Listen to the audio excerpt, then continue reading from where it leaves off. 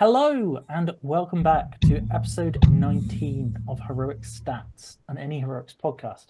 My name is, of course, as you're all very aware, Stephen, and I am the captain of Any Heroics, the only GBHL team where we decide our captaincy based on whose name is closest to the 7th place Grand National from the year before. I'm joined once again by John, the intern Partridge, and Dave, Spider Queen fetishist farmer. Say hi, guys. Hi, guys. Hi, guys. Lovely. If you're new here, which you could be, we are here, of course, to talk about the events from the past weekend, all sorts of hobby goodness, with a focus on the more competitive meta. So if that sounds like your jam, hit your subscribe buttons and whatnots. But before we go any further, we do, of course, have to talk about our lovely affiliates. What? 7th City More Collectibles. Oh my It's god. the same one last time. It's the same one as last time. We're on a streak. We're on a streak. We are, of course, proudly affiliated with 7th City Collectibles. Got a really nice relationship with the manager up there. Will, lovely guy. He's been on the channel before and also the podcast. So they are, of course, stockists of all your favorite systems. They do cards, they do models, they do paints, they do great food, they do a good place to hang out if you're in the area. They also do second-hand stuff and events, which is really their USP. They're one of the best second-hand stockists in the UK. So check out their website. You'll see some of John's stuff on there, and in about 6 months' time, you'll see some of my stuff on there. So yeah, thank you very much to 7th City for being affiliated with us. If you want to check them out, there is a QR code. No, there isn't. There's a link in the description down below. But before we get on to the events of the previous weekend, it is of course time to talk about everyone's favorite bit, the hobby, where I come up with another inventive excuse for why I haven't done anything. Is it moving house, Stephen? It is literally. I showed Dave and John. I've literally got all of my hobby stuff that isn't Smaug and my trophies, bragging, behind me in boxes. So I spent about 6 hours organizing that yesterday, which was quite nice actually. It surprisingly takes a long time to organize hobby stuff, doesn't it? Way longer than it sort of feels like it's going to before you start. I think I worked out I've got 32 or 33 out of the 46 available factions in some capacity, like able to field a 450-point army. Okay. And I also found out that I've got like a bunch of duplicates of Gurits and things like that, which is quite nice. And a bunch of Isengard models, which I've had for like, I don't know, 10 years or something. Since we were in primary school. Since we were in primary school. John, what have you been up to? I've been painting your Easterlings and also some dwarfs. Excellent. Dwarves. Yeah. Nice. Adam needs to borrow dwarfs for Gates of Gondolin, the 7th City tournament that tickets are still available for, that we're going to next weekend. Gates of Gondolin. And for the Nations Cup in Belgium in a few weeks' time. Oh, really? I didn't realise. Yeah. Well, that's a spoiler for one of the lists we might be taking. I actually have done painting this week for the first time in bloody ages. I painted one Galathrym Court Guard to the very basic standard that all my Galathrym Court Guards are painted at, because about, I want to say it was about 7 years ago, I thought, oh no, we can't have been. No, it wasn't that long ago. Maybe it was. I don't remember when exactly it was, but I rush painted 2 Galathrym Court Guard because I was like, I'll finish these in my nice paint scheme soon. And then soon has never come, because technically they're painted enough to play with, and because my Galathrym army has never been finished despite starting it, or starting it was in 2017.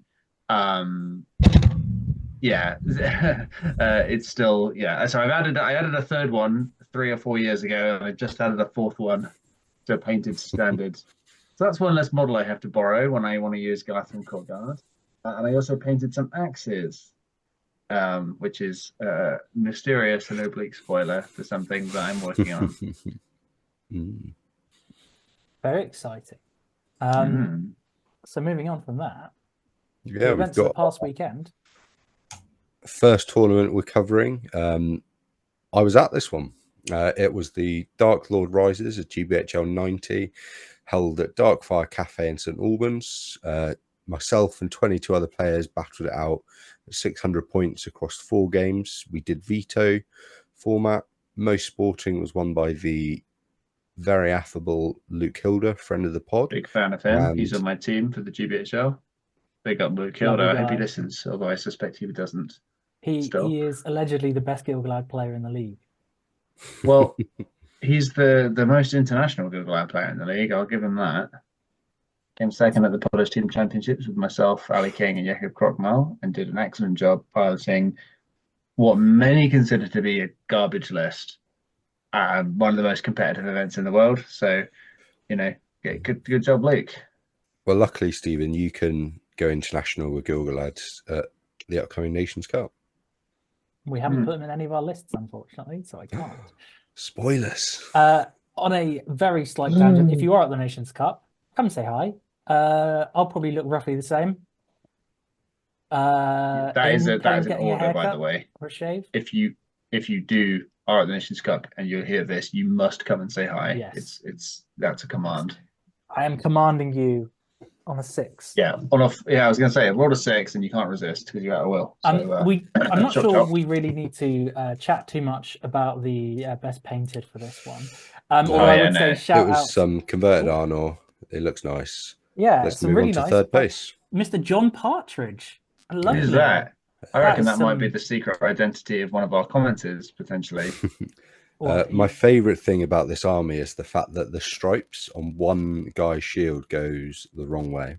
And all the others go the other way. I bet that's really annoying for people who spot that. Did you do that on purpose?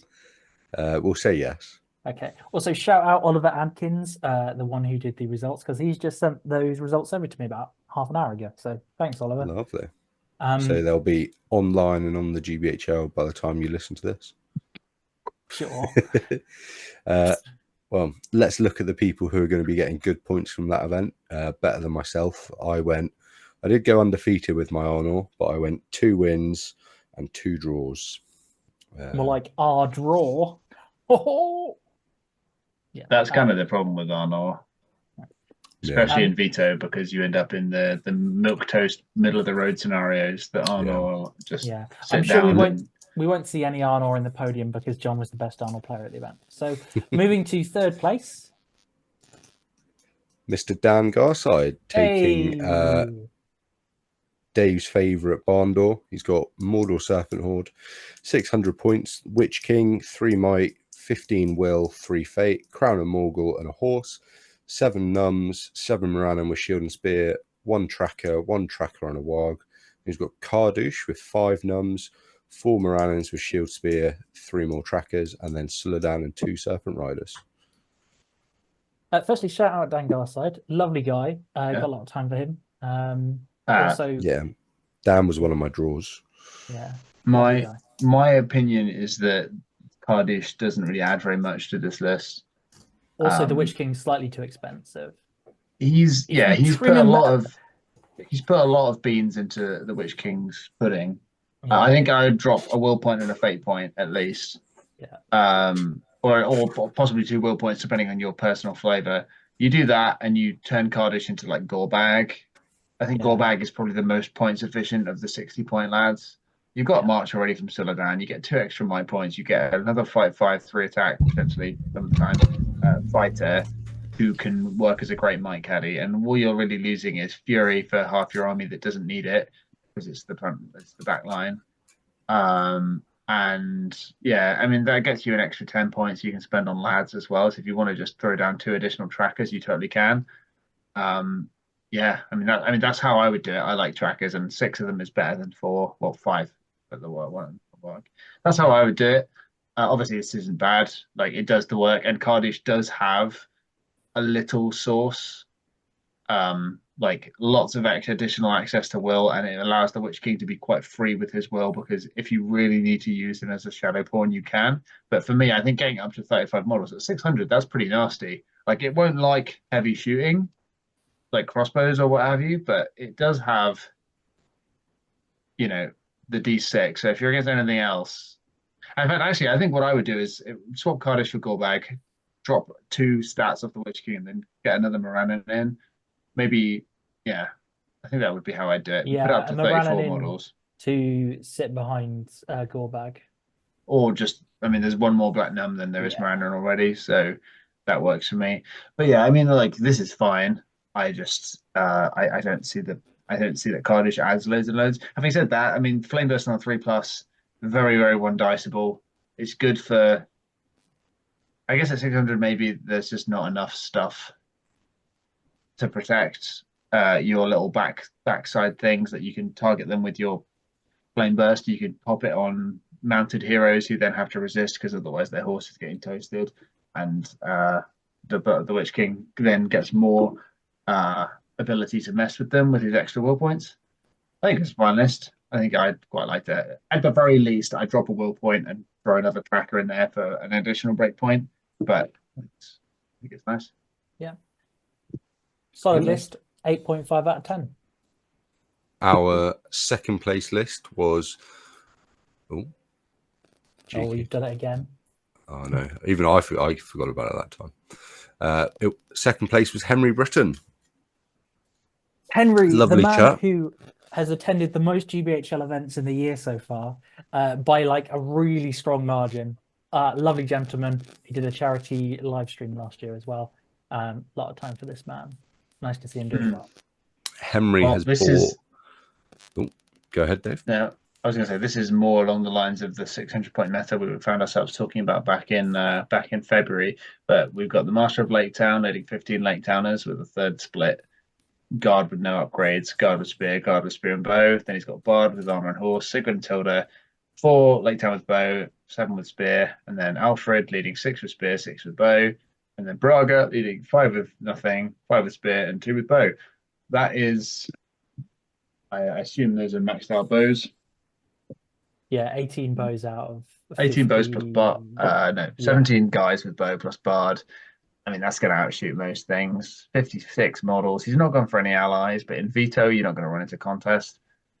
I think one of the things that has to be said about the shooting potential of a list like this is if you've got 17 of these bows, obviously plus Bard, against something like, let's say you've got Hunter Orcs or Serpent Horde, is because you can just stick models in front of your bows, and they'll still be combat effective if they've got spears. You lose such a smaller percentage of your bows when you lose bows if you're against anything, let's say D4. Yeah, it's a really consistent list at 600. Obviously, Veto makes it really good because you suddenly go, oh, no contest, cool. You might then be forced to play to the death, but how do you guys feel about the kind of the pure Army of Lake Town version versus allying in Thorin's company? Having run both, I would say pure might actually be better, unless you have specific scenarios in mind. I think at 600, this with pure, I mean, look, these are not quite full warbands, but they're not far off. In fact, that's pretty close to full. I think he's only got like three odd warband space. So in order to get another hero in like a Bilbo or something, you'd have to drop quite a lot. Yeah. I think at 600 pure hits a pretty nice effective level, and if you're not having to worry about contest, you don't really feel the desperate need to throw in like Bilbo and Nori or something. So yeah, I think this is good the way it is at 600. This might be almost exactly what I took at the GP this year. Actually, I think I had 56 models. Well, clearly he didn't run into Rangers of Battalion. Yeah. I feel like you wouldn't get any friends. I did have Bard, yes, because I was long debating whether to take Gandalf the Grey, who in the long run, actually, I probably should have done. Would have won me game 4, maybe, or helped at least. Or Bard plus the girls, which is a roughly equivalent point exchange, 185 versus 180. The difference there is Gandalf can't lead Lake Towners. Yeah. So you would. That was the other take another. It would be a captain as well. So I think I lost. Gandalf is green with them because he's in. Yeah. Thorin. He's also asked. He would then become. Oh no, he wouldn't become the leader. Sorry, because they gave the I think gives the mark. Yeah. Which, I was fine with knowing that contest wasn't coming up on day 1, and then day 2 was going to be veto, so there was no way I was playing contest anyway. But yeah, I deliberated over it a lot, and I think either way round, this list is really good. It absolutely shags things like Hunter Orcs, because you pew them on the way in, and then you're winning the fights because you've got a 12-inch banner and spears and more numbers. And yeah, I think I played Hunter Orcs twice with this list, and it was fine. Yeah. Yeah, it's sort of equal bone numbers, but just having guys that you can put out up front that are more expendable and overall higher numbers is helpful. And Braga will just walk into 2 Hunter Orcs and free heroic combat 4.5 times, or 3 times if you want to save some stuff for moves. Bard, again, there's nothing that can kill him in the Hunter Orc list, really. Moving on to first place, though. Our very exciting first place winner. An almost identical list to the list I took, showing that list is irrelevant and play skills all that matters, was Tom Patterson with Arnor. He had 42 lads, Arvidui with a Hobbit Archer, 3 Rangers with Spear, 6 Warriors of Arnor, and a Warrior with Banner. Malbeth with 3 more Rangers with Spear, 6 Warriors. Captain was 3 Rangers with Spear, 6 Warriors, and Captain with 3 Rangers with Spear and 6 Warriors. Yeah, I don't like Arnor at 600. It's fine. I don't like it at 600. It's consistent, but it does feel a bit boring, I think. I think with Veto it helps it out a lot, but I think this is probably feasting on the fact that maybe people weren't taking quite a strong list because it was a 90. Because 600, I mean, he's got 2 points in his pocket as well, which is criminal. Yeah. For my money, you drop a spear off a ranger and turn that Hobbit Archer into another ranger because you've not taken a warhorn. So that was the difference with my list. I had 1 more ranger. For me, that's the correct choice. Yeah. You lose. I mean, there's enough spears in the list. You don't need all the rangers to have spears.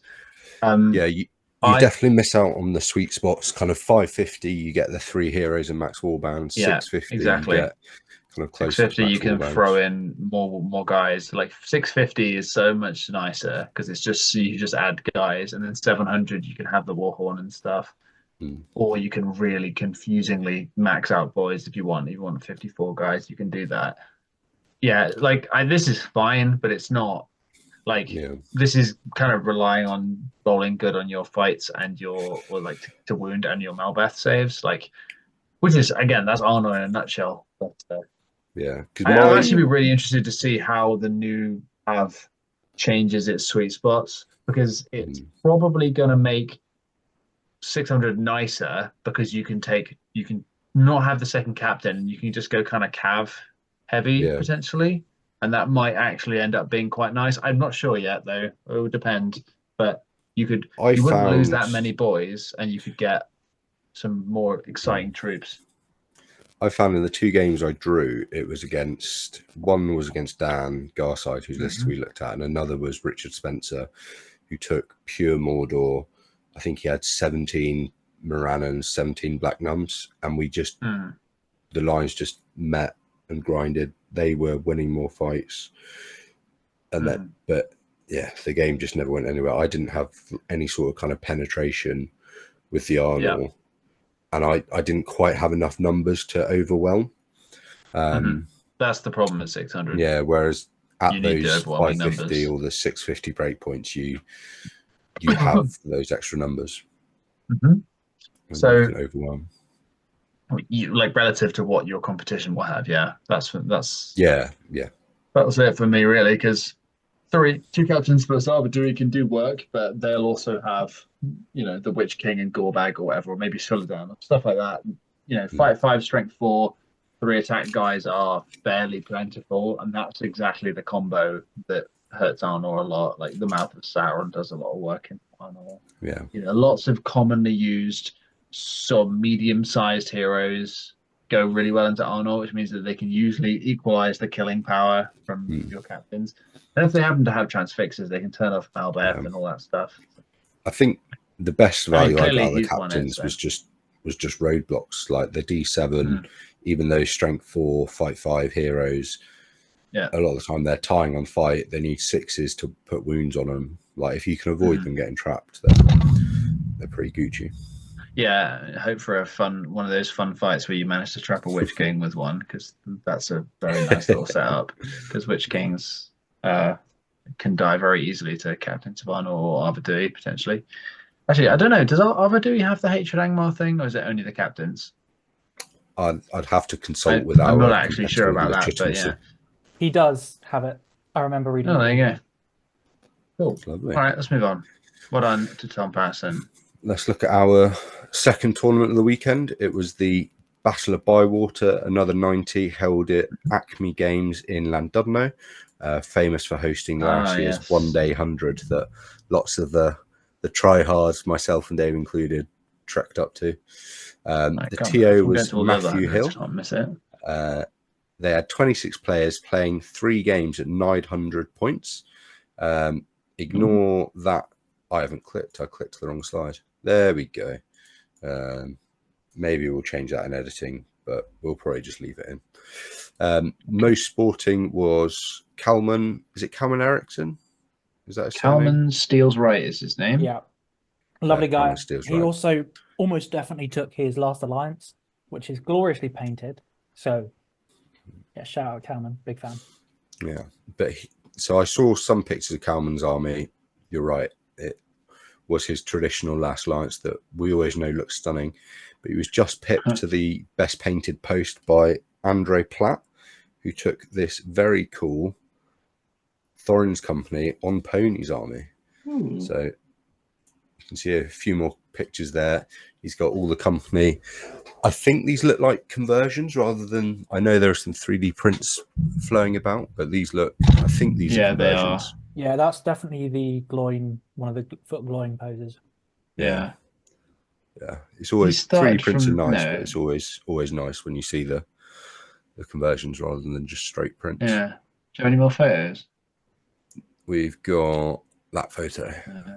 This was all I got. Andre, if you're an avid listener, whack a link to where we can see some more photos in the comments, because they're very cool, and I want to see how you've done your conversions. Did he have all of the dwarves? Did he have the whole company minus Gandalf? So I'm not quite sure. I think all the company. Back, there's 1, 2, 3, 4, 5, 6, 7, 8, 9, 10, 11, 12, 13, 14. Yeah, so he did. Yeah. So the 13 dwarves plus Bilbo. That's cool. Because I'm pretty sure all the dwarves plus Bilbo plus Gandalf on foot is 1,000 points or thereabouts. I believe so. I could be wrong about that though. So dropping Gandalf and whacking them all on ponies seems like a fun little setup. I mean, that's probably super fun to play with, I would have thought. Yeah. Not as good as the Champions of Erebor. Definitely not as good as the Champions. But that is unfortunately probably cuter. Also, Andre didn't podium. Oh, for God's sake. Oh. But there's Rohan horses he's used. I don't know. I guess some of the scale of the Hobbit models are a bit bigger, so I guess it kind of works. Yeah, well, I mean, like, fair enough. I'm no shade or anything. Like, I'm pretty sure quite a few of those are horses there. Yeah, they are. Although he has filed away the head thing, so he's put the work in. Looking at that, assuming, unless I'm seeing that completely wrong, but I'm pretty sure those are Rohan horses with the like, where he's like got rid of the nose armor and he's turned them into little ponies, which is excellent work if that's the case. If it's not, then I'll shut my mouth. But it looks. We are good. Secretly a hobby channel. Well, no, I appreciate nice conversions. Conversions are one of my favorite bits of the hobby. So, as alluded to, third place was Kalman Steals Right, running last alliance. Firstly, shout out Kalman, big fan. He takes Gilglad, Chad. I didn't actually know Kalman had podium, so he has, of course, Rivendell Numenor, 32 models, 900 points, only 8 bows. Gilglad, embarrassing. Force and Shield. 3 High Elf Warriors with Spear and Shield, 4 High Elf Warriors with Shield, Spear, Kingsguard, 1 with Shield, Spear, Kingsguard, and Banner, and 8 High Elf Warriors with Shield. 2 Rivendell Knights, Hidden with 6 High Elf Warriors with Bow, Eristor with 2 High Elf Warriors with Spear and Shield, and 2 High Elf Warriors with Shield. And then last of all, the absolute monster that is Elendil, High King of Gondor and Arnor, with Horse and Shield. Absolutely giga Chad, this list. Very much 30 more models, themes in 32 models, 900 points. Could have more. Could have another bow by point, but yeah. Well, I mean, so for me, this isn't like a min-max list. He's just gone with the Gilgalad or Elendil starting point, and then he's just filled it up. I prefer a captain over Eristor here because I think marching is nice, but it largely isn't super important for a list like this. Also, I think it's, by the way, I think it's funny that you mentioned that it's his classic lines, because I'm pretty sure he only finished it like in the last few months, so it's not exactly something he's had for ages. He was taking it last year. Yeah, but to he finished it for Throne of Skulls, which is in like November, which is only what, 6 months ago. Yeah, true. But I mean, fair enough. Maybe that counts. It's classic because we've seen it a few times on the channel. I suppose so. For my money, classic Kalman would be running all the champions, because that's one of his go-to lists. Especially at 900 points, it must have been hard to resist busting out the champions variable and just going and doing 8 heroic combats on just Dubacaring all over everyone. Exactly. If technology has done us right, I found added some photos. There we go. That's my boy. Big shout out. He's also got 5 metal Rivendell captains for some of his shield elves, which is just. It's a bit of a. I mean, Jakob does that. Yeah, Jakob does that as well for his. I my main thing about this is probably could afford to have some Numenorian boys in there.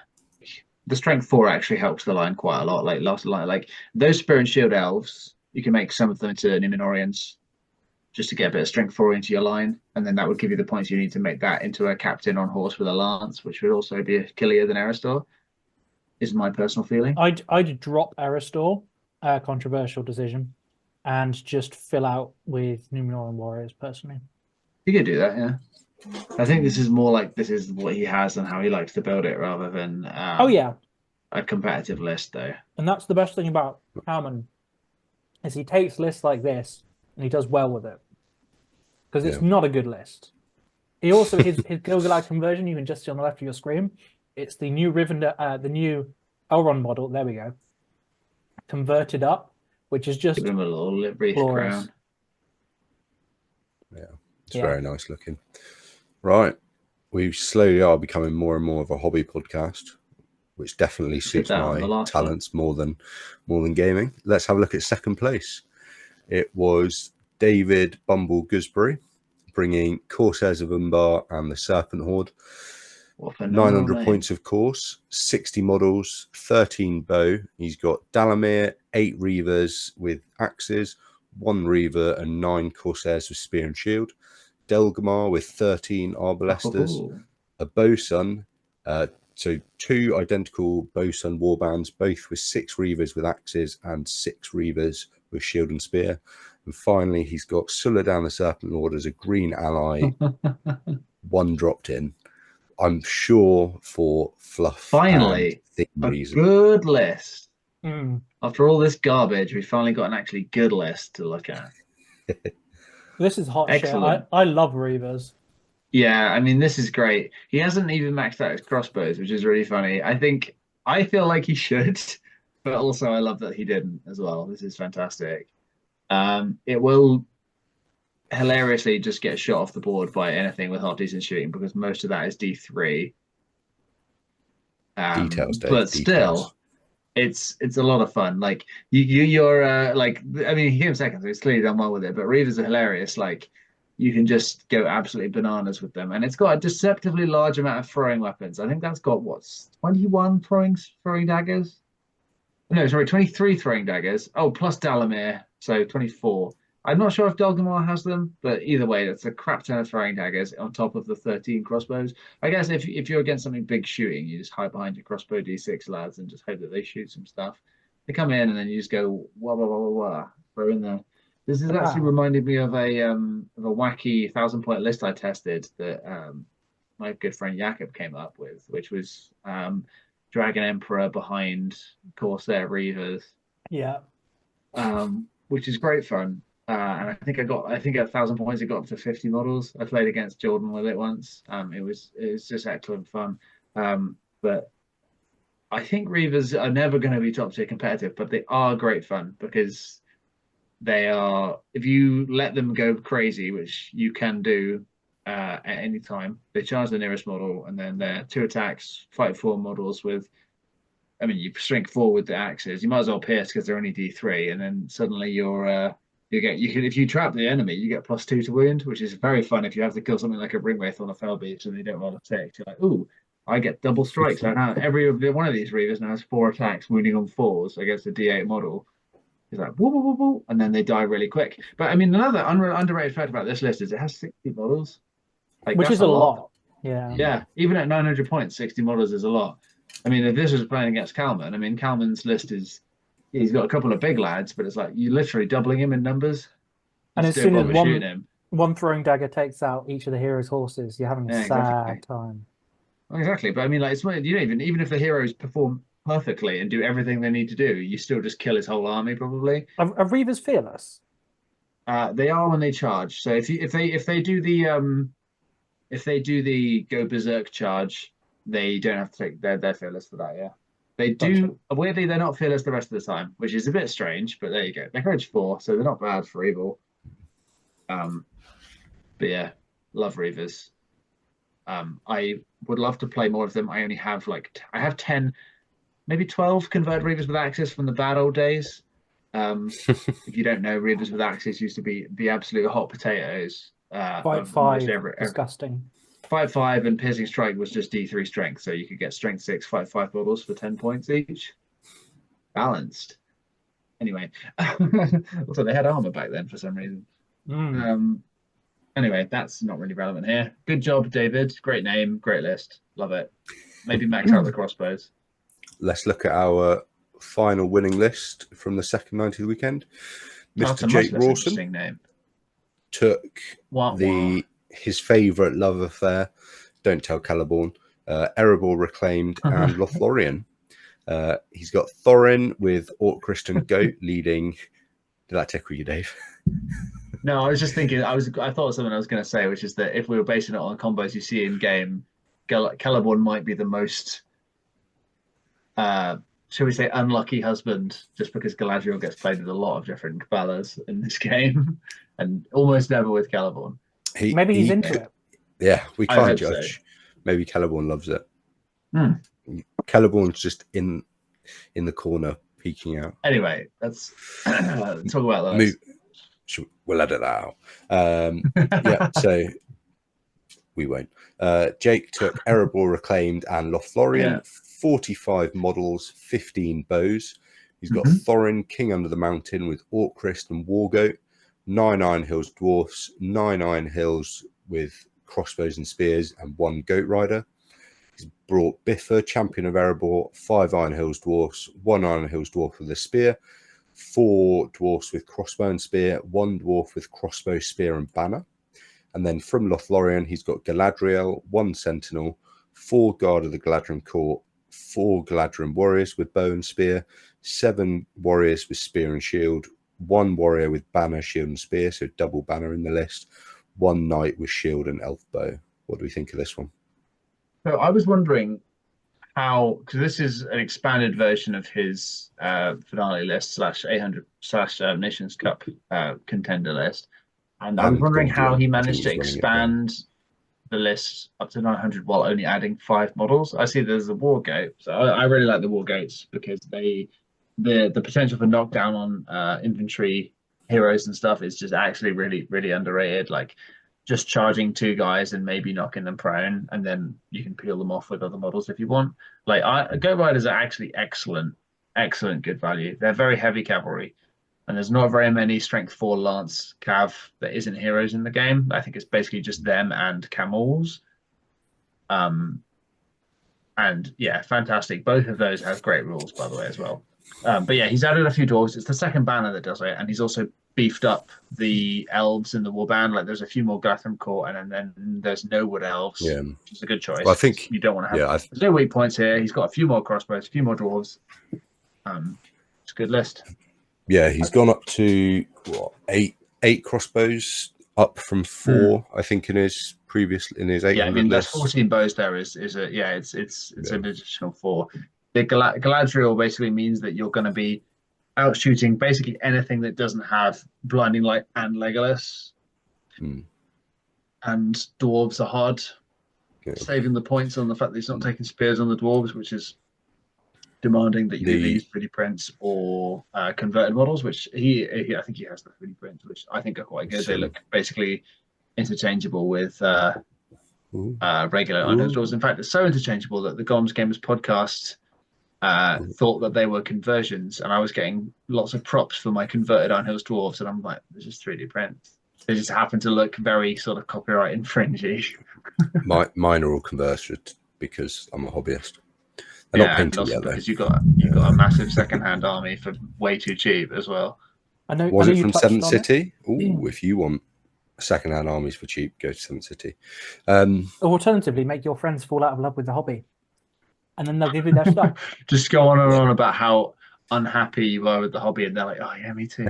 And they're like, "Oh, we're selling that army." I think think not necessarily. Oh, sorry, Stephen. I was just going to say, I think the thing that really sells the list for me here is the inclusion of the second banner, because I think at this point, somewhere you can definitely afford it. Do an elite army, so getting that extra reroll on there when you've got the fight 5 or the fight 6, it's really, really valuable. I don't think we see it enough at higher points with elite armies. Is like, why would you, if you don't have a 6-inch banner, taking a second banner just kind of makes sense. I've never liked 2 banners. I guess I see the value, but I almost always think you can get more value with more guys than a second banner. But I mean, he won the tournament, so he clearly didn't make a wrong choice. But I for my money, I always prefer lads. And this is a low might army. He doesn't really have a good option to add might into this because, I mean, the thing is, it doesn't really need it too badly because once Biffa gets his special rule going and Thorin gets free heroic combats, you get essentially turbo value because Biffa's always providing you heroic moves. And there is something to be said for making sure that all of your army is going to end up within range of your main guy, which is Biffa in this list. And it means that it's a Galadriel bubble, so you don't want to have too many bodies because then you might not be able to get them all in range. Biffa's the main guy, so once he's got freed his axe blade from his brain, you can do free heroic move. So you want to have everything in your heroic move every turn because that rule is insanely good value, especially for 65 points. That's one of the most confusingly well-costed profiles in the entire game. Yeah. So once you're going, it's like, I get it. I think that makes sense. And this list wants to play kind of slow. You don't want to rush to anything, so it can kind of get away without March. There will be lists where not having March will cause you serious problems and certain scenarios, but he probably didn't run into them in 3 games. I mean, like Seize the Prize, you have some Cav and you have Compel. If you play against something that has the tools to deal with you, then you're gonna get beaten. But it's niche enough that it's not a guarantee. And obviously, if they don't dig up the prize for 2 turns, it won't matter anyway because you'll be on them, which is very possible because Seize the Prize is a stupid scenario. But yeah, this probably sucks at stuff like it doesn't like heirlooms particularly, and some other lists at 900 points will be able to put out like battle lines that can actually fight this and win. But this is a pretty tough battle line. Doesn't love the. I think I'd probably drop a model and get a few. Basically, if I was going to be finicky about this, let me quickly. That is the 12. Is 4 Guard of the Galadriel Court enough? Well, that's exactly what I was thinking. He could drop a dwarf without losing any bow limit, I think. So I've counted that wrong. Yeah, he could. So he could then I mean, you could drop the spear on that dwarf with crossbow and banner as well, because that thing is never that's got -2 to win the fight. It's no point even supporting with it. So you do that, and then you could have turn all of those spear and shield warriors into Galadriel Court because it's actually only a 1-point upgrade. But you might as well. Yeah, because I've seen a different version. Somebody else has got a different version. And you're not losing any breakpoint either. And that person's got 7 Galadriel Court Guard, and he's got 1 more crossbow than Jake has. It might just be a. No, Jake was very critical of that version. Well, it might just be that there's a. He doesn't have the models or something. Like E6 is nice, but like Galadriel Court Guard are excellent value. They're really, really good value. And you've got Galadriel; they're behind the line, so you shouldn't be losing them anyway until things are already going bad for you.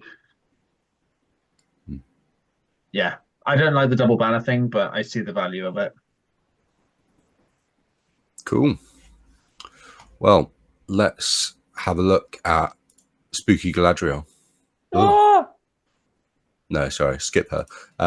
Let's look at the stats. Mm-hmm. They may or may not be correct. I tried to do some fact checking since the shambles of last episode. The previous intern has been terminated. Was it shambles when I wasn't there? Was it? I'm just to be expected, really. Yeah. Spreadsheets are difficult. Yeah, but yeah, this is our kind of meta snapshot of what's winning at the moment. As always, the blue columns for people viewing rather than just listening are the GBHL 100s. Orange columns are GBHL 90s. Mordor, far and away the highest kind of combined total, with 12 podiums, 6 of which have come from hundreds. Isengard's in second place with 100 podiums with 4. And Dark Denizens Mirkwood, the Spider Queen, has 300 podiums, equal with Rise of the Theoden. In the 90 scene, you've got Minas Tirith and Rivendell, both with 7 podiums each. Mordor with 6. Serpent Horde, I think, with 5. Lake Town with 6. Corsairs of Umbar with 5, actually. So maybe Corsairs and the new kind of meta. You don't see a huge amount of them. So if you want to kind of play something a bit off the wall that's actually been doing quite well so far this season, that would be Corsairs, maybe. Erebor Reclaimed on 4 podiums, Numenor on 4, and surprisingly, not all of those are paired with Rivendell. They have been, I think, 1 or 2 pure. Yeah, I mean, other than Mordor, the meta looks like in quite a healthy place, I think. I don't think there's anything unhealthy about Mordor being one of the best factions, particularly. You would say that, anyway. Yeah, but like, I mean, Mordor is the main evil faction. I know, it's the main evil faction. It's got the most profiles. It's what you should expect. But I guess the unhealthiness comes from it having almost double the number of podiums. Yeah, it's also it's the same models over and over again. I'd say at least 11 out of those 12 lists have either the Witch King and Numenorians in it. So I would say almost 100% of those probably have Black Numenorians in, but I mean, not all of them. I know that for a fact. But like, for me, the only Mordor profile that is the only Mordor profile that's actually too good is the Black Numenorian. Yeah. Do you not think the Witch King is too good? Not really. I think Black Numenorians are too cheap. Is the problem. So I think the conclusion we can all gain here is if we reduce Aurelia's move speed by 5, the game will be in a balanced state. Is that That's a League of Legends joke, everyone.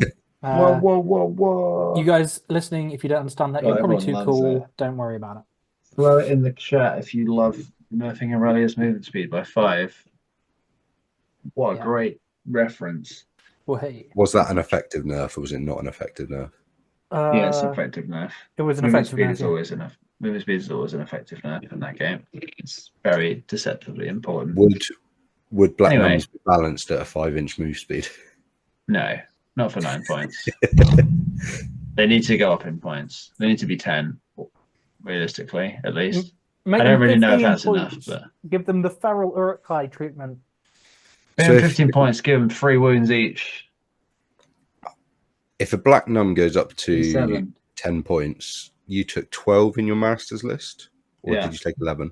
So your list goes up by 12 points. So I guess you drop 1 and turn a Tel'Maranen into a tracker. Or something like that. I don't really know exactly what I'd do if that was the case.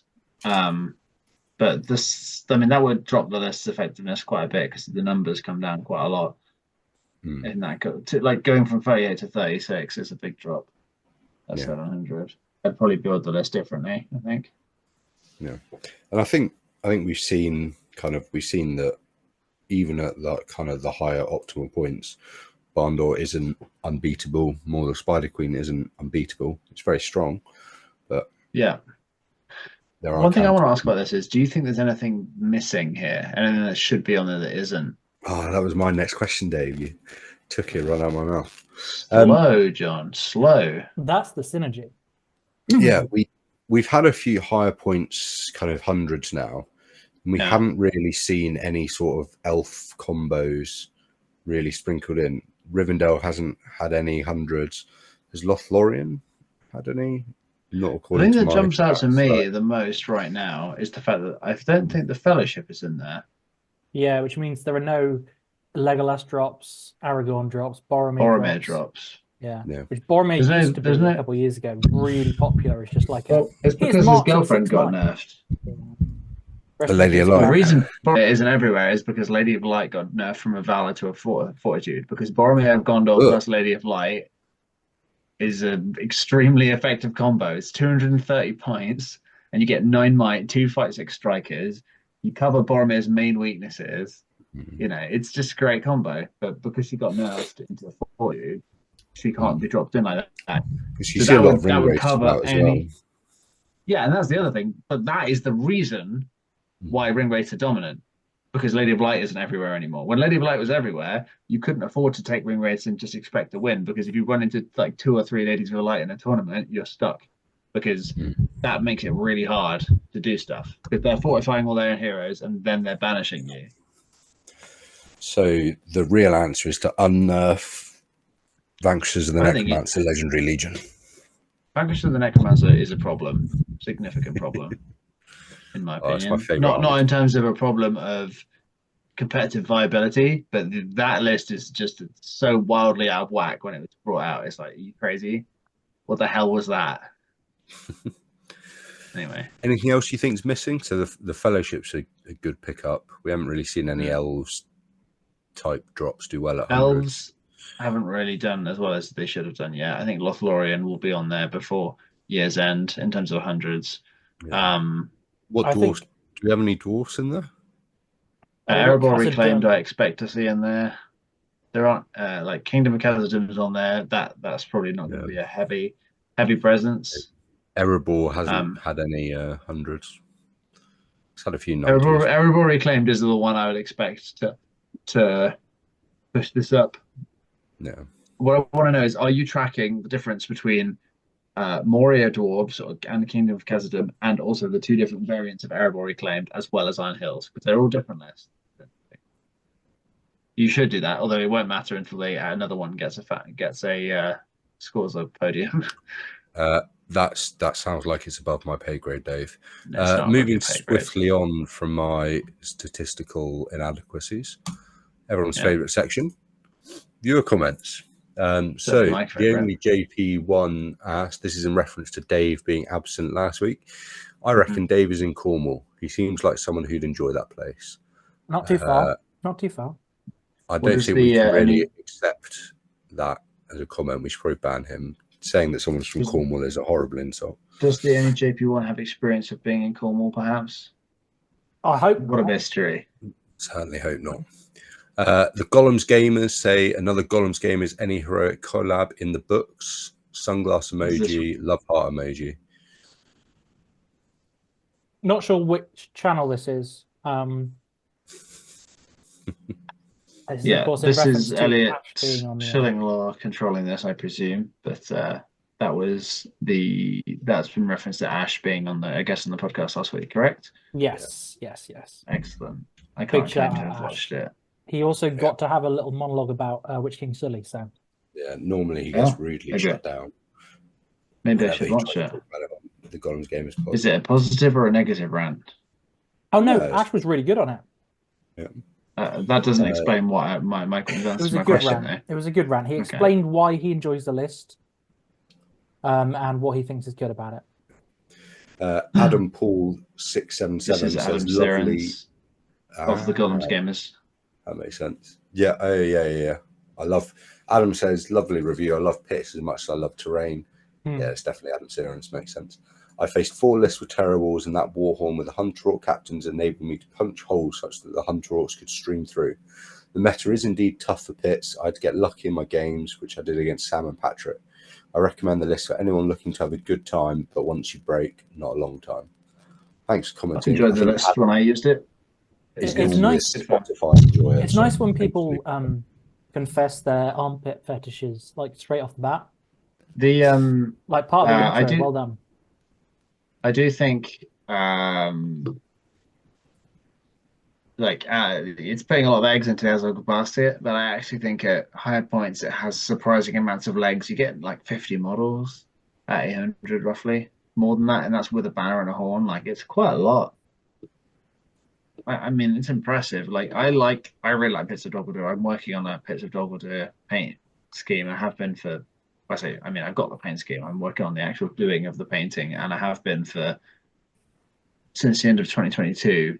It was very slow going because I just never have a tournament I'm ready for, and then, uh, and then what will happen is I'll be like too soon before the tournament that I can't get them ready in time.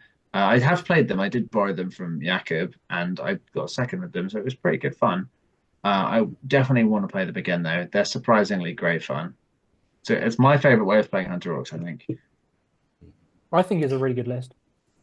I'm a big fan. I don't think it's really good. I think it has the tools it needs to be playable in a meta where you need to have specific tools to be playable.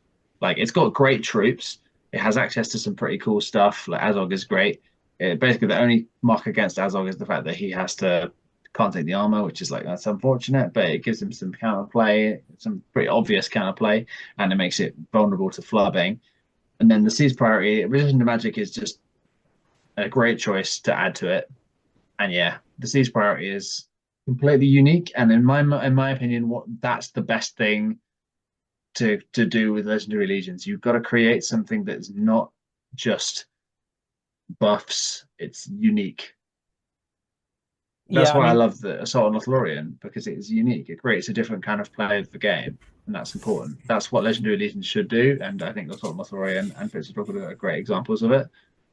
Whereas something like Rangers of Athelion, for example, is sort of stupid because all it does is provide you a way to. Well, I mean, I don't like that it exists in some ways. It does provide a completely different play style that isn't otherwise available, but it also, yeah, it's not a very pleasant play style.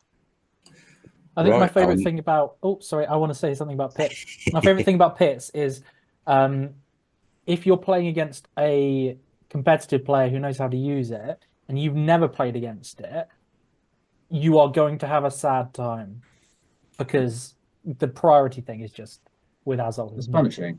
It can be. Cool. Carson Howard gives us an update about his battle company, saying Berserker Blades are a meme that when it works is the funniest thing, especially when you kill one of your own models in the fight. He wants to hear a podcast about all the players who brought AOL and didn't get top 3. Maybe we'll have to get Wiggins on as a special guest sometime. I mean, Jamie did get top 3 last week, so I mean, not a great choice of time for that joke, but I understand what you're getting at. There was a really funny moment at last year's Gates of Gondolin. Again, shout out 7th City World Champion, who hosts that one. I think there were 6 AOLs, and our buddy Josh had to play against 4 of them. And like they all ended up in the bottom half because it was literally just people who took the list thinking, this good, I use. And we wonder why Josh doesn't go to as many hundreds. That was part of it. He hated it. He didn't like playing against them all. He did not. Brandon Kirk says, hey guys, what would you say is your favorite hero of legend? Mine is Elisar because he's my favorite character in Tolkien's Legendarium, tied with Isildur, and he at worst has a good profile. Another great video, guys, with a member from another channel I watch. So who's your favorite hero of legend, chaps? Gil-galad doesn't have to be stated. Sharky and Worm, baby. That's not actually true. I think probably my favorite hero of legend is Saruman. I love Saruman. I also love Theoden and the Witch King, although the Witch King is less for story reasons and more for gameplay reasons because he's great. But no, for me, in terms of story, it has to be Saruman and Theoden. Yeah. I think that's a really Bernard. John, what about you? I missed the tribute last week. I probably simp for Mummy Galadriel, I think. Yeah. She's great as well. Big fan. Big fan of how she just lol joked Feanor and then gave Gimli 3 hairs. That's probably one of my favourite. Absolutely debated. I mean, sorry to bring it back to Saruman quickly, but he's the only hero that has 3 separate Hero of Legend profiles and no not Hero of Legend profiles. He's the most legendary hero. That's just facts. Isn't Ale the Young the most legendary hero? No, he's a hero of valor. No, isn't he got Hero of Legend? Or he has a special rule called legendary hero. Yes, that is a. I made a meme years ago during COVID where it was the old Anakin on the council meme. It was like, nice. We grant you the rank of blah blah blah. You know how it goes. Yeah. Not legendary hero. Excellent stuff. A good time was had by all. Leon Smith, number 1 superfan, says, as always, guys, awesome finger on the pulse of the current state of the GBHL tournament scene and beyond. What is the one piece of advice you have been given about playing the game that still stays with you to this day? Ooh, that's a great question. I would say I have 2. I can't remember who said it. It was probably Ed Ball. But the most important point of might on the board was the last one. And then there's one other, but I came up with this one, which is, if you don't win the game, come away having learnt something. I think for me, it comes down to if you lost because you lost a roll-off, then you probably did deserve to win in the first place. That's something that sticks with me a lot, and that's why one of the reasons why I play so meticulously all the time. Mine's similar sort of vibe. Like, I say it a lot, sometimes tongue-in-cheek, normally before I break my own rule, but I say only bad players blame dice, and that doesn't mean that you can't acknowledge when variance has gone against you, but generally, if you're saying I got unlucky that game and that's why I lost, that's a bit of a mental hurdle you need to get over. You need to start looking at what mistakes did I make that either meant I was in a position where I could get unlucky, or what mistakes did I make, or how did my opponent outplay me that meant they were more likely to get lucky. It's also, I mean, set yourself up with a good list that can be resilient against having temporary bad luck, I would say is a good start. Tell me why you lost a not blame dice challenge, but you're playing an Arnold v Arnold mirror match at 800 points. Yeah. At Lords of Battle. Tell me the reason why you lost that wasn't dice. Didn't call a rogue. I appreciate what you're saying though. That is yeah. Like, there are some times when variance kind of goes against you, but I think that's basically just pure dice rolling tech. Yeah. It's then dice. It's not blaming the dice. You can acknowledge that I was unlucky, but not blaming the dice. I mean, the confusing thing about roll-offs is they're the most important part of this game. They're the most unusual and unique part of this game, and they're also one of the most impactful parts of the game. So trying to take them out of being the deciding factor as much as possible is one of my main goals when I build army lists. I hate running army lists that have to win roll-offs to win games, which is one of the reasons why I default to playing Magic so much. Magic. And the players like you, Will Champion, kind of J. Claire, you guys probably all subconsciously or consciously play in a way that is going to minimize the impact the variance will have on your games, because that's why you guys end up winning so much more than everyone else, because you're better at that, right?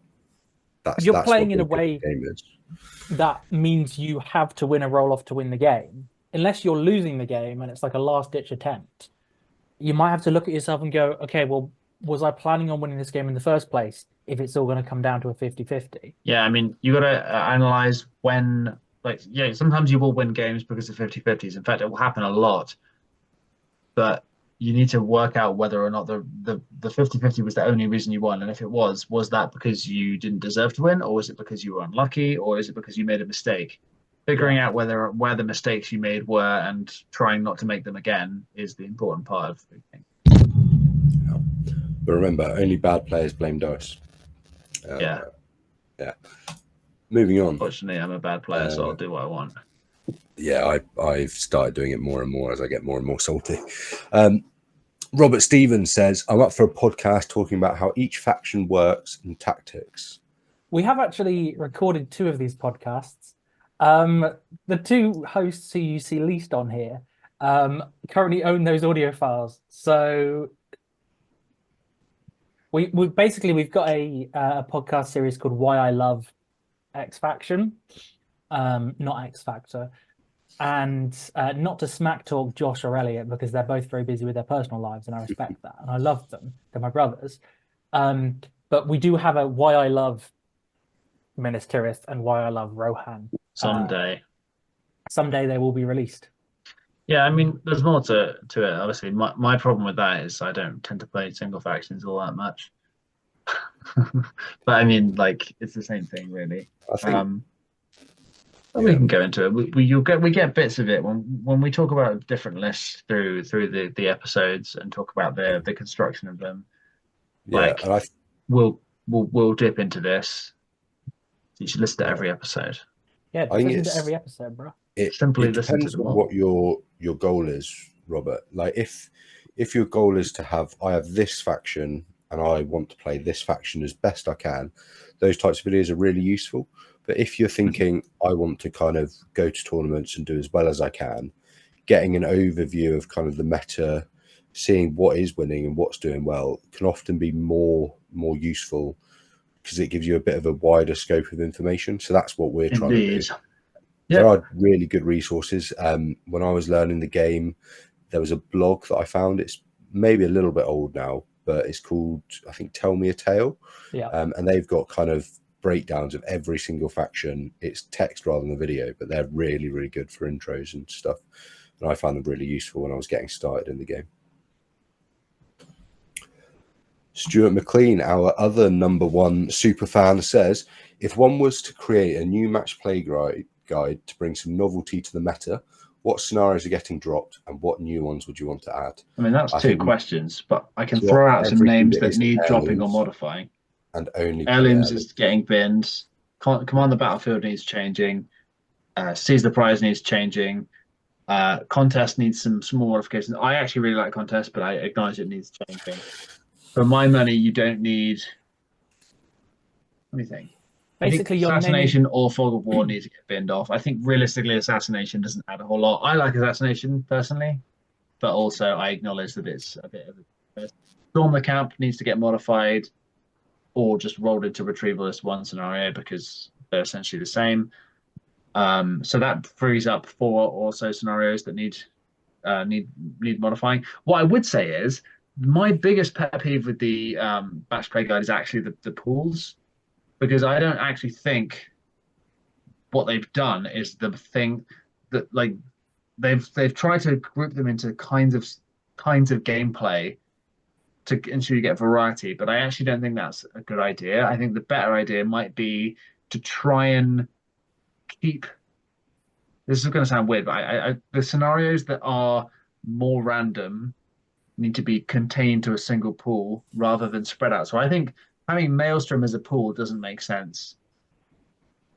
I think Maelstrom is unpopular, and therefore keeping it in a pool in that sense makes sense. But if you can fix Maelstrom, improve the deployment properly in a way that won't be crap and ruin like one player's game basically every time, just because going first sucks ass at Maelstrom.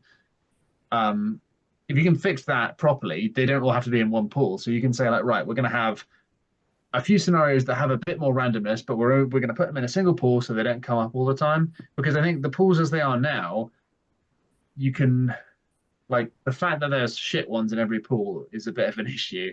I don't agree with veto either, because I think the scenarios should be able to hold up on their own. And I think, like, I don't mind having veto occasionally, but I don't think veto should be a default rule at any stage, especially not when veto's the standard. You start seeing things like Lake Town and Arnor and.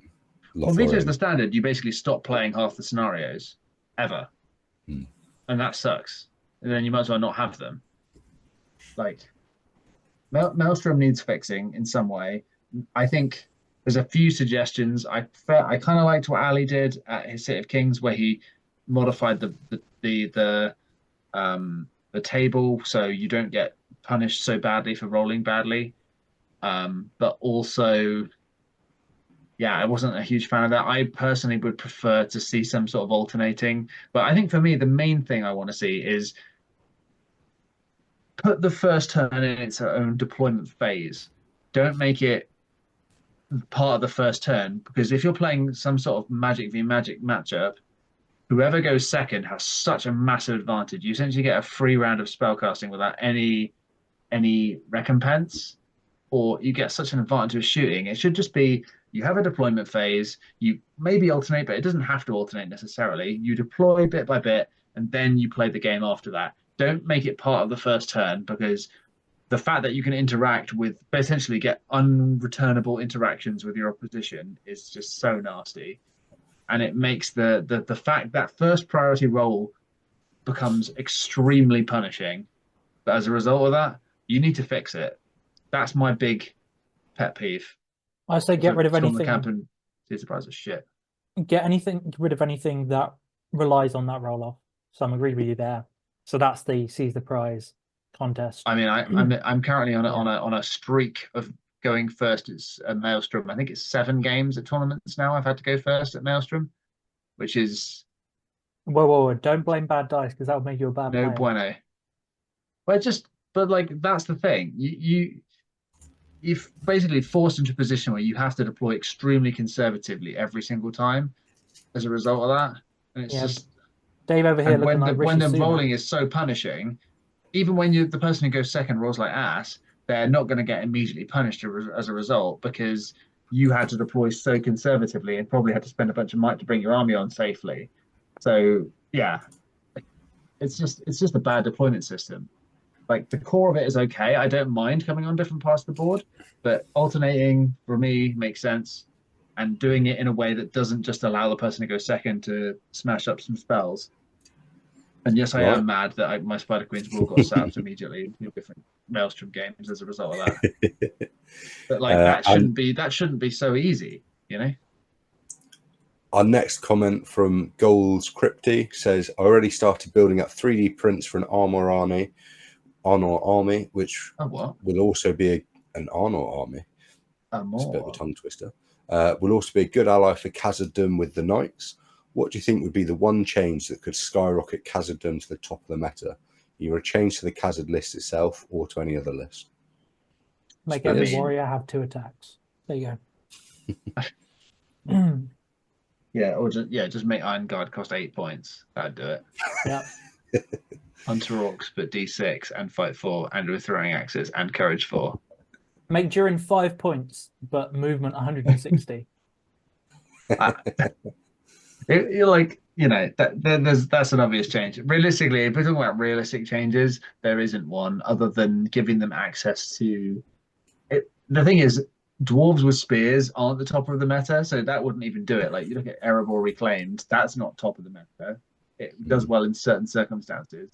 I reckon if you gave them a very strong 3-way alliance with, I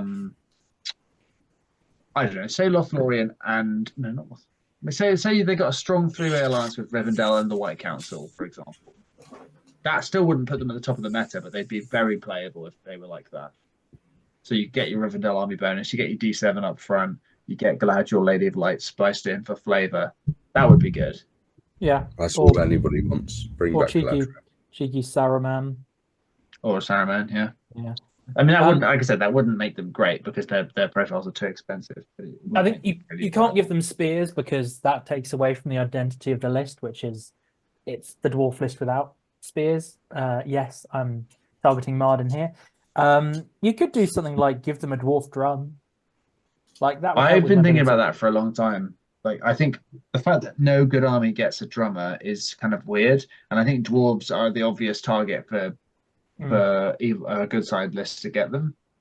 So I think, Khazad-dûm getting a drummer profile, just bin off the shield bearer and replace him with a Khazad drummer, and you might have a Khazad drummer. Then you'd be cooking. Then you might tell you what, I'll give Marden a drum, and then he's playable. Just replace just make it the shield bearer bashing on his shield counts as the drum special rule. There you go. Something like that, or like infinite heroic marches or something for some sort of hero would be really fun. Beardy Fluffbag, Chris Ryder asks, who's going to be next month's sponsor? Any bids? If you offer us enough, Chris, we'll shout you out more. Yeah, I'm going to put money on it being 7th City Collectibles. Actually, technically, we don't have any sponsors yet. Watch yeah. this space. 7th City Collectibles will be our affiliate links for the long term. Sam Farrell says, how aware do you guys find about upcoming MESBG events? Would love to go more. The two best places are the GBHL website and the events calendar, or the GBHL Facebook page. That does assume you're based in the UK. If you're based outside the UK, I'm not sure. Yeah, that's for GBHL events. That doesn't matter where you're based, but you can still see the GBHL events that way. Yeah. Otherwise, you might want to. There'll be local Facebook pages that advertise them. The Scottish MESBG players, a lot of their local tournaments are heavily advertised up there. If you're in Europe, try and find a local Facebook group of some description. I'm not sure if that's how they do it everywhere, but I think that is how it's done mostly, at least in Europe. And in Australia. Might need to specify an MESBG related Facebook group, because otherwise you'll have everyone joining the Gdansk Knitting Society, and they'll be very confused. Yeah, I mean, that would be a confusing thing to do. You're right.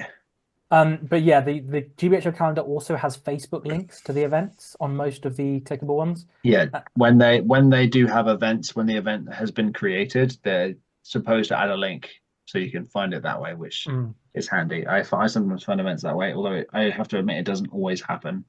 Or the events tab on the GBHL Facebook group is really good if you are UK based. Yeah, I have that tab open all the time because I try and plan my year around GBHL 100s. You mentioned the Gdansk knitting group, Stephen. Our final 3 comments come from some people who may or may not be members.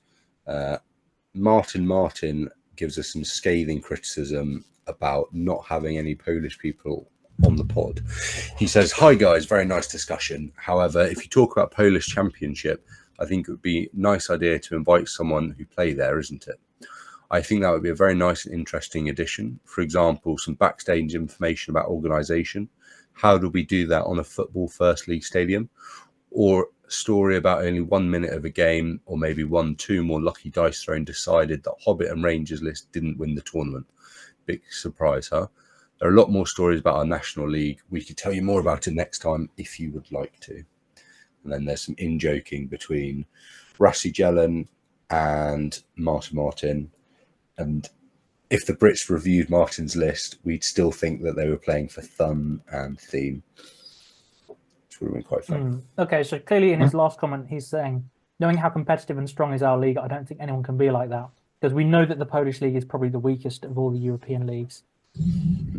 That was a joke. If I see you at Nations Cup, please don't come and beat me up. I know your league is very strong. Don't worry. One of our best. The drinking is strong as well. There's a reason we haven't had Jakub on. Yeah. Having been to the Polish Team Championship last year, there was a lot of drinking involved on the Friday night and the Saturday night, and it was a great fun.